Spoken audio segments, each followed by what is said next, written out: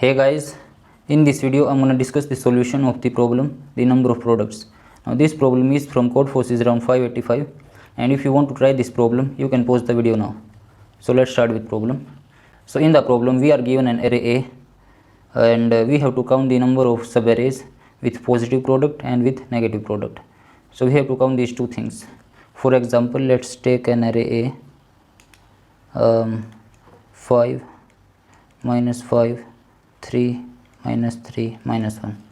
Now in the subarray, let's say that this is a subarray with positive product and this is a subarray with negative product.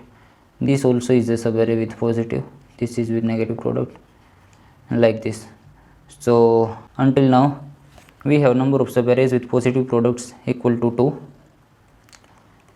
and number of subarrays with negative product equal to 3. So now let's see all the subarrays with length 2. So here we can see that this is a subarray of negative product and this is also of negative product. This 2 is of negative product. So we have 3 subarrays with negative product and 1 subarray with positive product. Now for size 3 we can see here that this is negative product and this is positive product and this is also positive product. So we have 1 negative product and 2 positive product here. Now let's see the size of 4 length subarrays. So we can see that the product is positive here and here the product is negative. So we have 1 positive and 1 negative. Now let's see the size of length 5.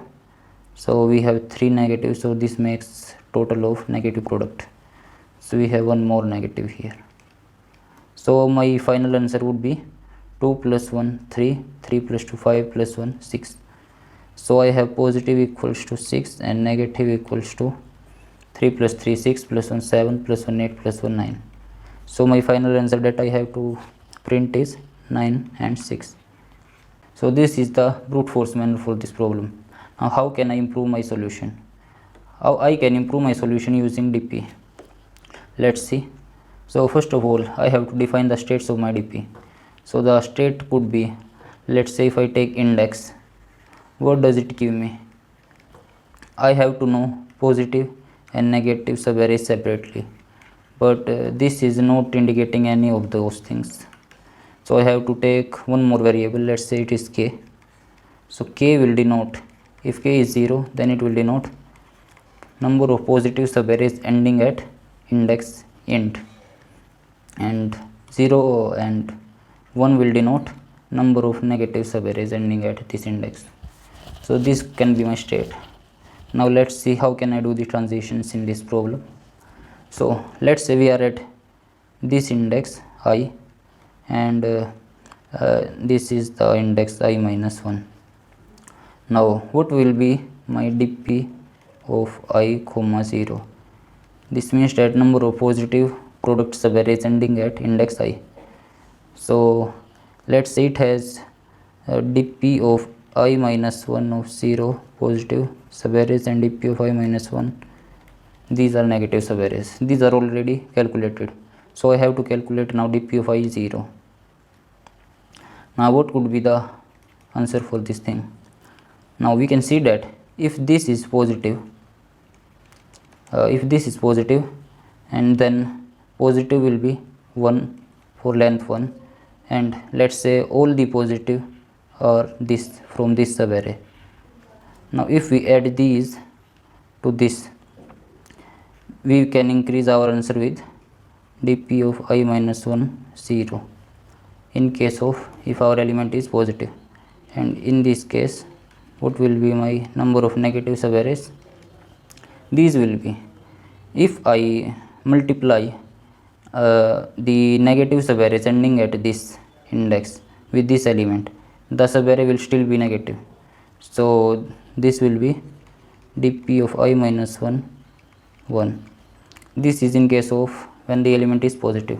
Now what if the element is negative? Now in this case dp of I comma 0 will be Now the element is negative and we have to count the number of positive subarrays. So if I multiply a negative subarray with my negative element, it will give me a positive product. So my answer here will be dp of I minus 1 comma 1, and the number of negative subarrays product will be if I, now this element is negative, so I have to count the number of negative here. So if I take the size of length equals to 1, then my answer is increased by 1 plus the number of all the positive subarrays ending at this index. Now because positive multiplied by negative becomes negative, so here will come dp of I minus 1 comma 0. So these are my transition for this dp. There is one more thing, my final answer would be to add, like I have to calculate the positive subarrays and negative subarrays separately. So my final answer would be, for positive it will be dp of 0, I mean 1 comma, if I take 1 based indexing 1 comma 0 plus dp of 2 comma 0 plus dot dot dot dp of n comma 0. And for the number of negative product subarrays will be dp of 1 comma 1 plus dp of 2 comma 1 plus dot dot dot dp of n comma 1. So these will be my final answer that I have to print. Now let's see the code of this problem. So I will have this, and at first I'll define my variables. Now let's take input. So I will have to take input of my array. Now let's create a function compute. In compute I will have index as a parameter and k. So let's clear the base cases. If int equals to 0, then now if k equals to 1, then I'll just return dp of int of k equals to a of int less than 0, else I'll return dp of int of k equals to a of int greater than 0.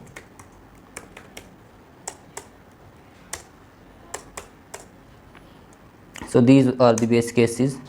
Now let's take our answer as 0 initially.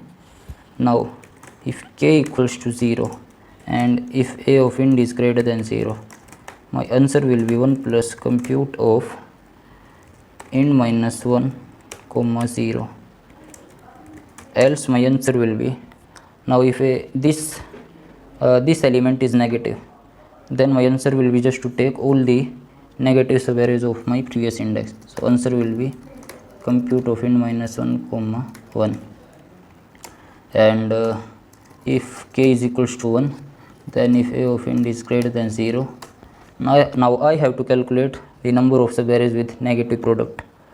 So that will be answer equals to, as my element is positive here and I have to calculate the number of negative subarrays product, so my answer will be compute of int minus 1 comma, so this is a positive element, I have to calculate negative, so I will take this,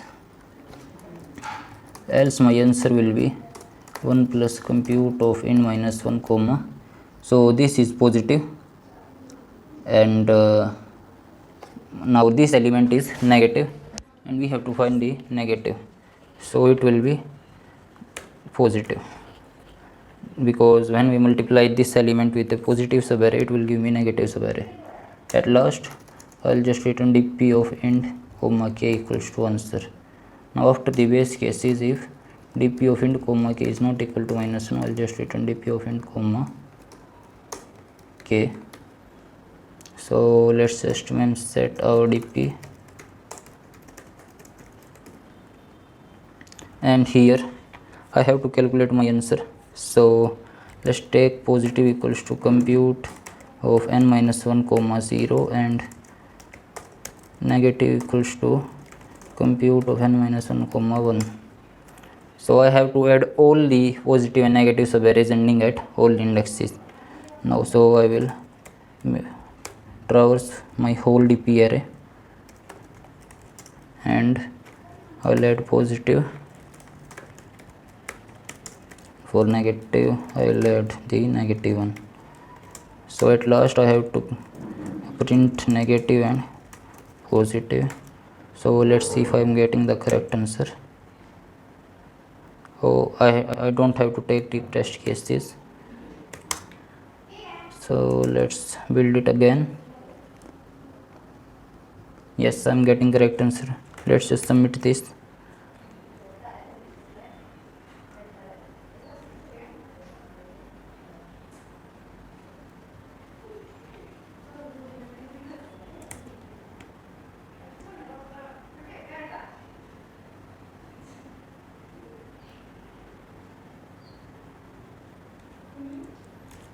So that's it for this video guys. I hope you like it.